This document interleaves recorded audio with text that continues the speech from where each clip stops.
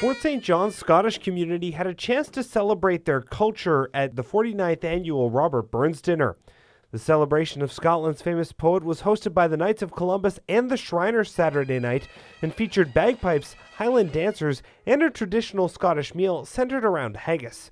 City Councillor Dan Davies explains why Burns was so important in Scottish history. Robbie Burns was a believer in having a literate society, and coming from a poor family where literacy roles were for the aristocrats only, he made sure, and his family made sure, that he could read, and he in then turn also took that and gave it back to the people of Scotland as well. Readings of Burns's poetry were also done throughout the dinner.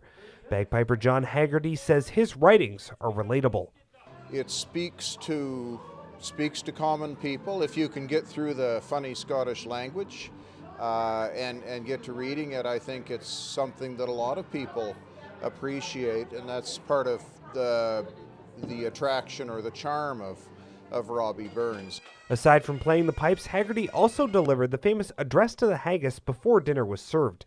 He says that's his favorite part of the evening. It's animated, it's incomprehensible, and it makes people smile. And if I'm orating, as it were, and I look out and I see smiles and grins on people's faces, I know that I've done a good job. With the 50th anniversary coming next year, Davies says he hopes to make it memorable. Doing something special. Maybe we'll have Sean Connery come in and read one of the poems or something. We'd certainly get the numbers out, I think, if we had a big name like that. Davies said around 100 people attended tonight's event, a mark he hopes to beat next year.